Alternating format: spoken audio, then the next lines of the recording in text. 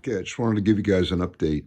I made a lot of progress on the second version of the 1510 transceiver. This is the second time I've built this rig, but it's been a good learning process, because sometimes when you build a rig the first time, you just get lucky and you don't run into a lot of trouble, and that's what happened with my first build of this.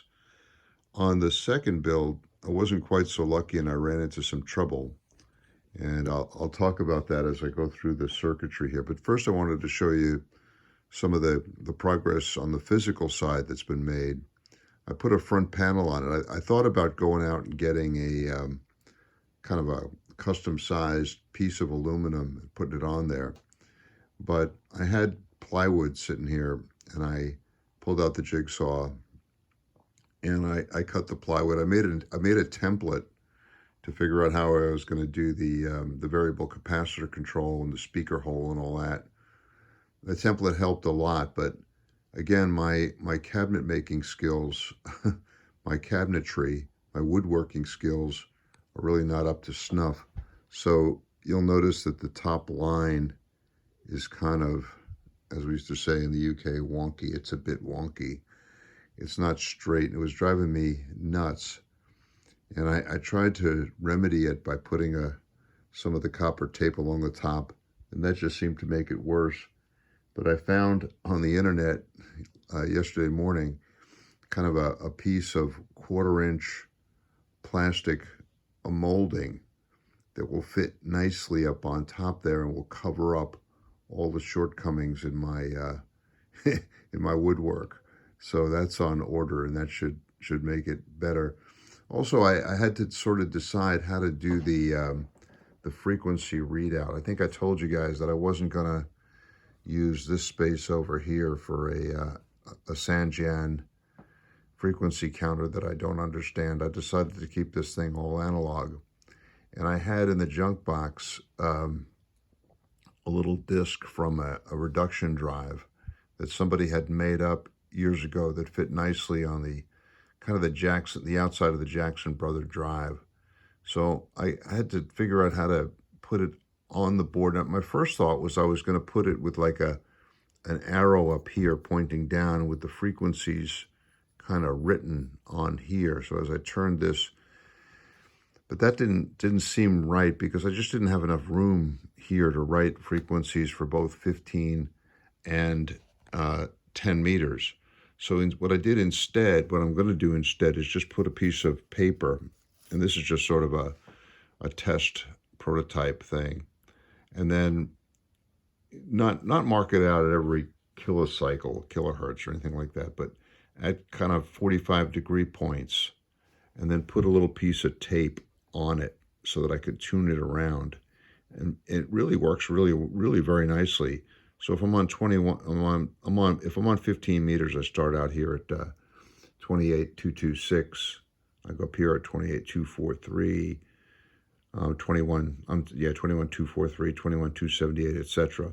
And then if I switch down here, this is the band switch. So the lower position is 15, the upper position is 10. And then I know I'm up here on these bands up here. So I kind of like this very simple, kind of old school way to do it. It kind of fits in with the ethos of the rest of the rig, and that's the progress that has been made so far. One other thing is I have the mic input here, of course, but I installed a little pot, and I can set the mic input up here instead of having to rely on the kind of the variable resistors and transistor amplifiers in the base of the D104. So that makes it a little bit better. And I got the audio gain control here below the speaker. So I might put a cover around to protect the speaker, but I kind of like the reflective thing there. You can see my reflection in there. I'm looking through my own speaker there. It's kind of cool. All right, let me shift up here. Hopefully, bear with me here for a second. Put this up here and get like a stable thing so we can talk about the circuitry as we go through it. Let me get over here. I think I got most of the rig in the shot now. Looks pretty good. All right. So, you know, when I first showed this thing, when it had a lot less circuitry on it, to the members of the makers group at Vienna Wireless, people actually gasped at the size. They just thought it was just enormous. That, you know, how could I build a rig this big? And they, you know, look at it's kind of big. But I knew at the time that I would kind of fill up all that real estate with boards, and sure enough, I've filled up most of it. Now I have some empty space here. This is basically all the circuitry needed for this rig is on there right now. But I think it just demonstrates that it's better to have more space than less space. You don't have to cram stuff in. You don't have to worry about putting boards in vertically, and things can get tight really quick. And when you're home brewing, I mean, why not give yourself some extra room? So I started out with a board that I figured was just about right sized for this kind of transceiver, based on previous experiences. All right, so I did run out a little bit out of space, and that's starting back over here. I got to get a pointer here. Let me see. Hold on. Oh, wait a second. I got a good pointer over here. All right. So over here, you can see this is the low pass filter. And I had planned on having it in here somewhere, but in the end, I kind of ran out of space. I just wanted to put it conveniently, so I moved it up onto this little kind of connector board that I had up here. And it's built on a piece of wood, so I super glued it right onto the back of the board, and that worked out really, really well. I don't think my low pass filter is kind of optimally designed, and a friend has sent me a design that is better for taking care of the second harmonic on both 15 meters and 10. So I'm going to probably at some point change this out, but it'll be easy to change out because I'll just pop this off here, build a new LP filter and put it in there. Then we go to the bandpass filters down here. I've already talked about this. This is the bandpass filter for 10 and the bandpass filter for 15. I put two small relays in on either side. This is part of my relay plan, and these relays are controlled by the little switch that I mentioned earlier. And when the switch is in one position, it powers these relays and switches between the 15 and the 10 meter bandpass filters. Now, one thing I haven't done, and Dean discovered this, I think the wisdom is that the conventional wisdom is that when you're using one of the bandpass filters, the other one should be grounded. And my other one is not grounded, so I'll work on that a little bit if I have to, but we'll see how that goes. But anyway, I got these two small filters in there. That helps a lot. The other thing I did recently was I built this the RF amplifier board. So there's the RD06 chip that I have in there. Not using an IRF 510 because I think the IRF 510 really will run out of steam significantly when I get to 10 meters. Let me shift over here a little bit. And hold on. Up over here. Maybe zoom in a bit. People tell me I gotta zoom. All right, so you can see the RF board right there. Going back a bit, there's little relays that I have on the bandpass filters. But this is the whole board, the whole RF amplifier board, and it comes straight out of the circuitry for the BitX40 module. Basically, 3 stages, a 2N3904, another little transistor that I can't even remember the designation on it, but I had it in the junk box, and it looked like it was the right specs. I think the original design used a 2N3918 in there, and I don't think I had a 2N3918 around, so I just used this one and put a little heat sink on it. You could see the The heatsink compound that I used is just Desitin, from sort of baby wipe cream in there, and it works out well. I think it gives a nice aroma to the shack. In the original circuitry for the BitX40, they have a kind of regulator chip here, but I just replaced it and I used the Zener diode because I just basically don't like chips.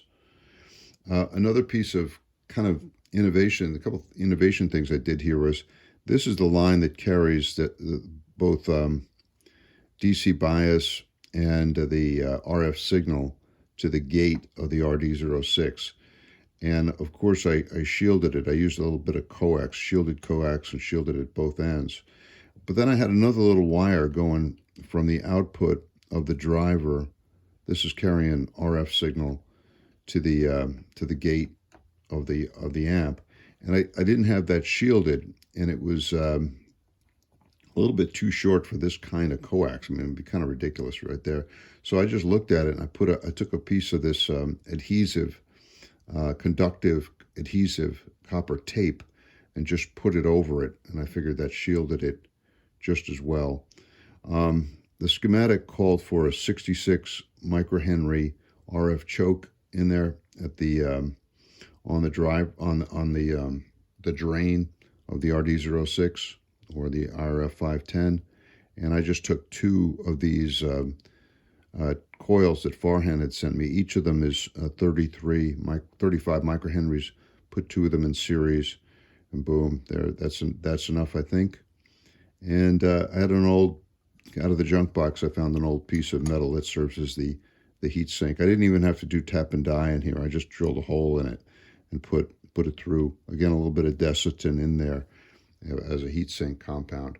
Now, I did a blog post on this particular RF transformer that I used, and Farhan wrote this morning in reaction to that post and given me quite a bit of useful background information on it, on the amplifier. I said I like it because, you know, it's so hard to get RF amplification without oscillation and instability, and I've always had great luck with this.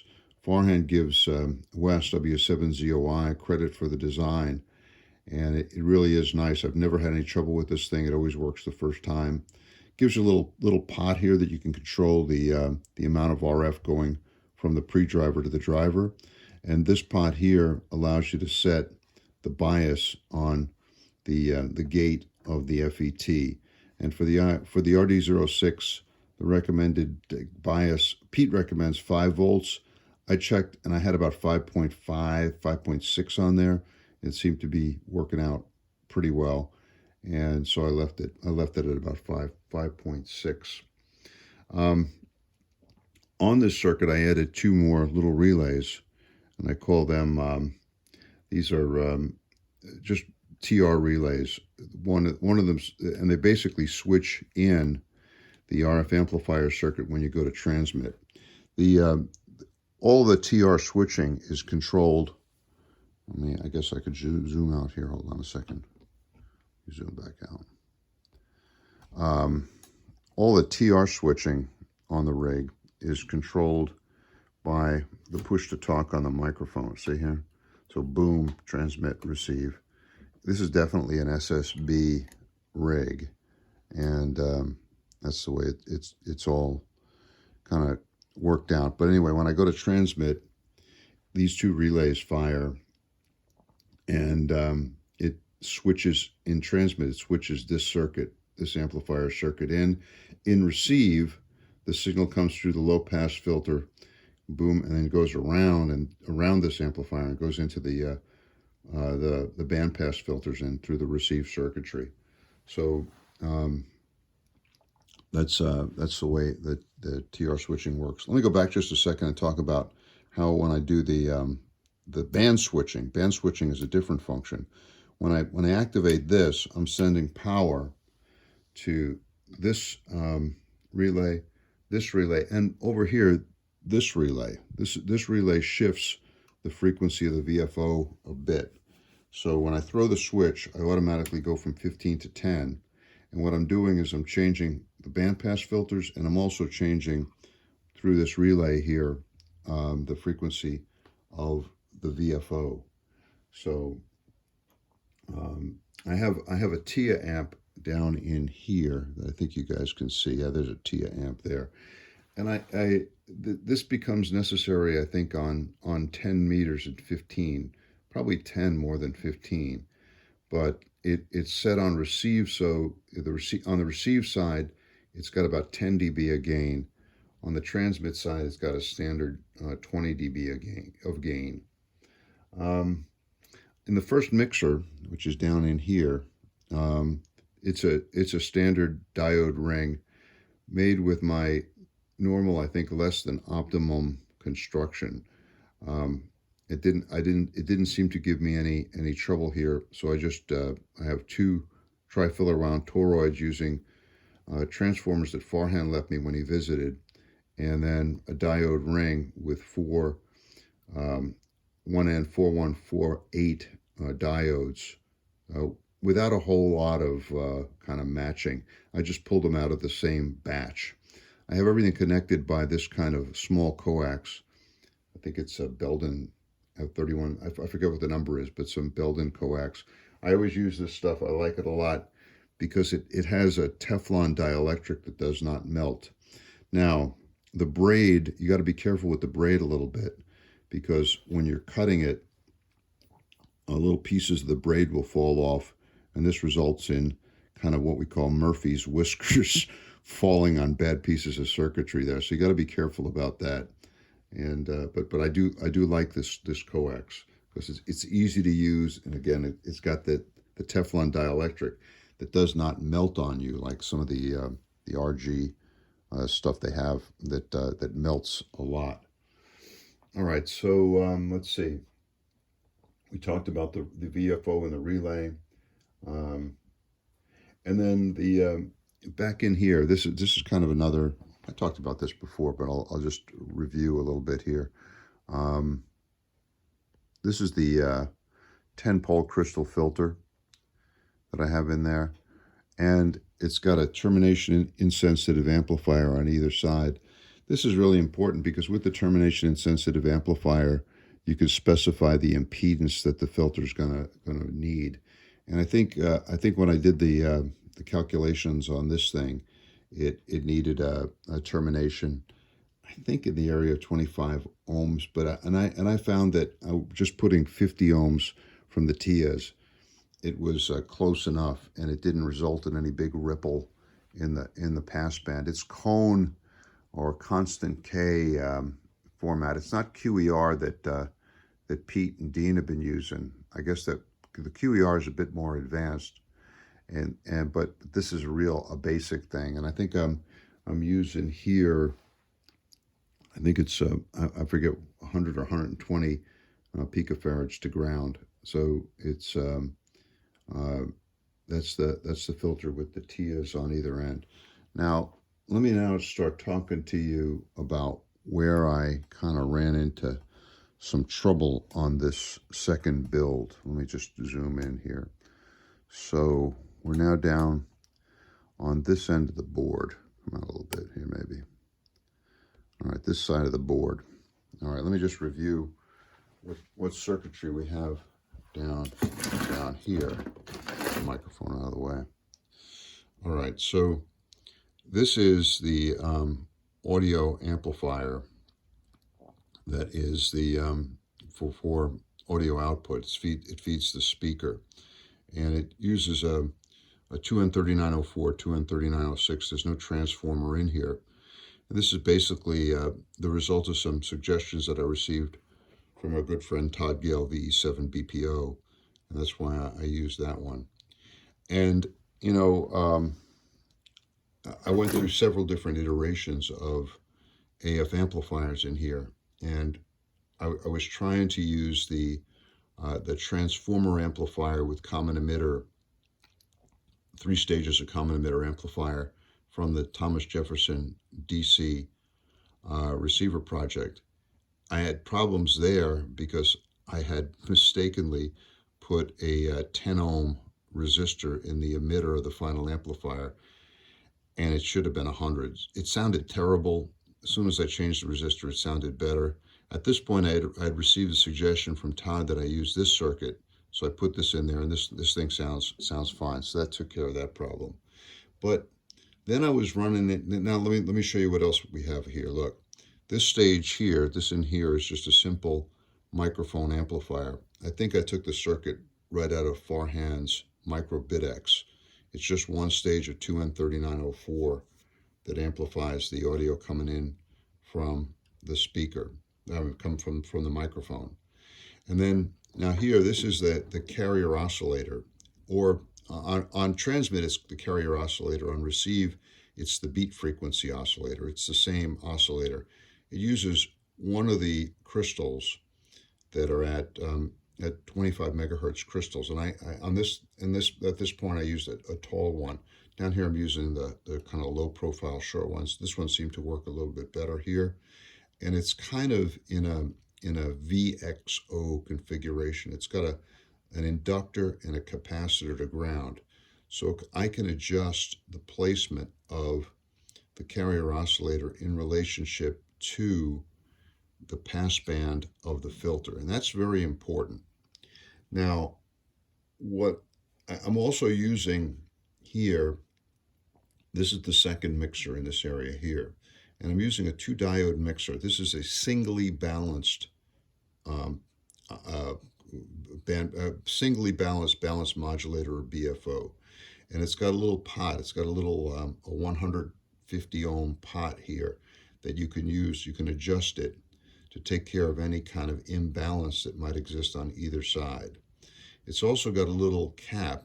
I think this is like a 20 picofarad cap, and this is a 10 picofarad fixed capacitor on either side, and you could adjust that to get a little bit of a better null.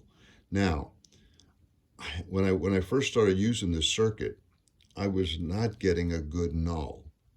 It was not nulling out, and I found that the only way I could get significant carrier suppression from the rig was to set the carrier frequency way down low on the passband, so that the filter would be serving as really the main instrument of rejecting the carrier. In other words, too much carrier was making it through, and so I had to adjust the carrier way down so that it would knock the carrier down. The problem with that was that it also knocked out most of the lows in my voice, and it also knocked down most of the lows in the receive signal. So the receiver sounded pretty horrible when I did this, all right? So this caused me to go back and take a look at how much carrier rejection I was getting from the supposedly balanced modulator. I should be seeing a pretty big dip when I adjust that. And then when I'm looking at the output of the rig, I should see the carrier kind of disappearing as I go through the null. But I really wasn't seeing that, and I couldn't figure out why. Then I realized, I went back, there's a point in this circuit where you really need a capacitor to ground, and I didn't have it. And so I put it back in there, and once I did that, then I started to see a much better null at this point. So a number of different things had to take place. Also, I found that, there's mostly on the transmit side, there's, I think, a 3 dB pad here.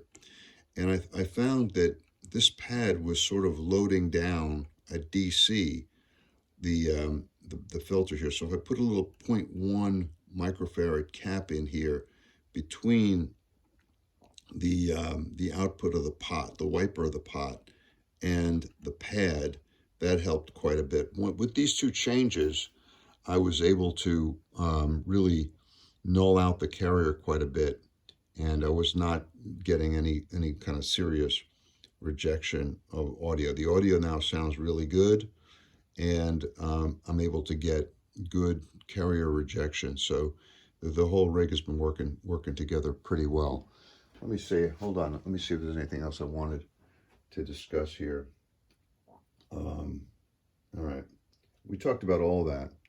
Um, yeah. A couple things. I've had this thing on the air with it's just in this current configuration. It's putting out about 2.5 or 3 watts, and I've gone on the air with it and have worked all kinds of DX, all kinds of European stations.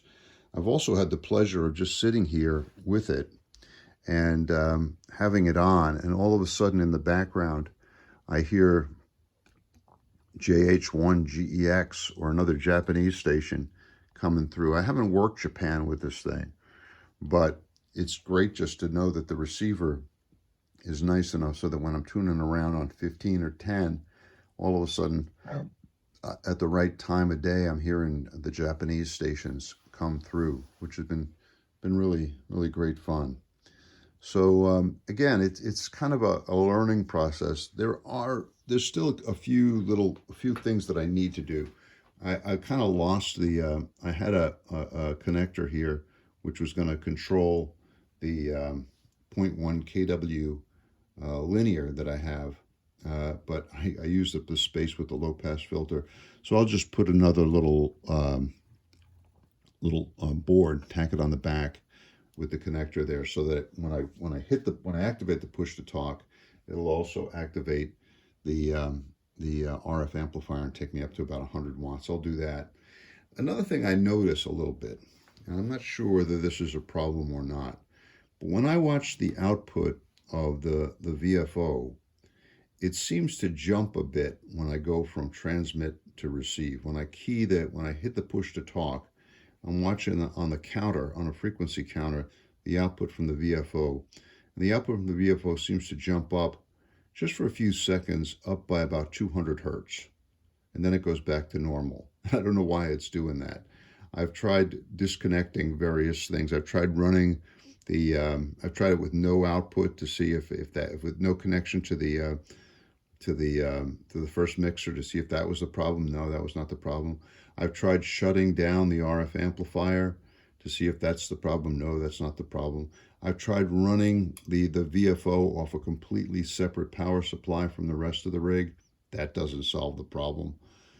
And it might not even be a problem. It might be, I don't know. We'll have to see. I've only had one station comment on it, and he was kind of very critical of a homebrew station signal. This happens every once in a while, but we'll see if there's a real problem with it or not. Again, so far so good. I've been able to make a lot of contacts with this thing. A lot of DX, a lot of Europeans. Great fun with this thing. I'm gonna clean up the little card that I have here. Not much. I mean, I'll just probably make a nicer card, put it on there. I'll put some side panels on the side, maybe a back panel and a top. You can see I'm using the copper tape for shielding. That seems to be working out pretty well. Anyway, it's been fun building this thing the second time. One of these rigs will make its way with me south to the Dominican Republic when we head down there, and hopefully I'll be able to operate it from that location. 15 and 10 is in these bands are in great shape right now because of the where we are, the solar cycle. So it's a good time to get on 10 meters, especially, and 15 also. 15 seems to be a nice band. I really like it, and I can cover almost the entire advanced class phone band on 15, and a good portion of the 10 meter band here, including a portion of the novice and technician segment on 10, which is always a lot of fun. But yeah, so homebrew, hardware designed, all discrete components, not a single chip in it. I counted out, I think I have 27 transistors in this thing. I think that was what I came out with, something like that. Let me see, hold on. I have it written down here somewhere, but oh yeah. The rig right now has 28 transistors total and 14 diodes. So that's what you could do with and no integrated circuit chips. All right, that's all I have right now. I hope you guys will subscribe to the channel. You click on the little subscribe button, click on the bell, you'll get an update for any kind of new videos coming in. But for now, 7-3 from Northern Virginia, and talk to you soon.